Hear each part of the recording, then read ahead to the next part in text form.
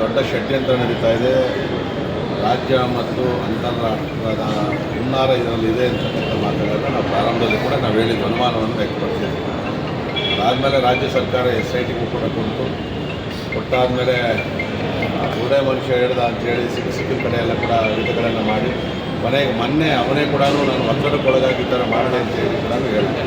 ಇಲ್ಲಿಯವರು ಕೂಡ SIT 11 ತಿಂಗಳ ಕಾಲ ಪ್ರತಿನಿತ್ಯ ತನಿಖೆಯನ್ನು ಮಾಡಿ ಸಾಕಷ್ಟು ಸಿಬ್ಬಂದಿಗಳನ್ನು ಕೊಟ್ಟು ಎಲ್ಲ ಸವಲತ್ತುಗಳನ್ನು ಸರ್ಕಾರ ಕೊಟ್ಟಿದ್ದು ಕೂಡ ಇಷ್ಟೊಂದು ತಡ ಮಾಡುವಂಥ ಅವಶ್ಯಕತೆ ಇಲ್ಲ ಅಂತೇಳಿ ನನ್ನ ಭಾವನೆ. ಮನೆಗೆ ಅಂತಿಮವಾಗಿ ಇವತ್ತು ರಾಜ್ಯ ಸರ್ಕಾರಕ್ಕೆ ಕೋರ್ಟ್ಗೆ SIT ವರದಿಯನ್ನು ಸಲ್ಲಿಸಿದ್ದಾರೆ. ಈಗ ನಿಧಾನವಾಗಿ ಒಬ್ಬೊಬ್ಬರು ಕೂಡ ಬಂಡವಾಳ ಬಯಲಾಗ್ತಿರ್ತಕ್ಕಂಥದ್ದು ಮಾಧ್ಯಮಗಳ ಮುಖಾಂತರ ನೋಡಿದ್ದೀವಿ ಮತ್ತು ಕೆಲವು ವ್ಯಕ್ತಿಗಳು ಹೇಳಿಕೆಗಳನ್ನು ಕೊಟ್ಟರು ಕೂಡ ನೋಡಿದ್ದೀವಿ.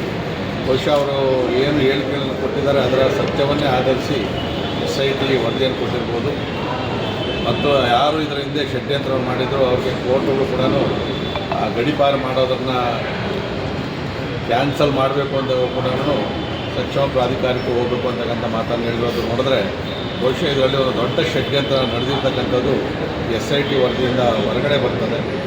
ಯಾಕಂದರೆ ಅಲ್ಲಿ ವರದಿ ಕೊಡೋದಕ್ಕೆ ಮೊದಲೇ ಅನೇಕ ಸ್ಥಳೀಯವಾಗಿ ಮತ್ತು ಸಾಕಷ್ಟು ಚರ್ಚೆಗಳು ಕೂಡ ಹುಟ್ಟಾಕಿರ್ತಕ್ಕಂಥದ್ದು.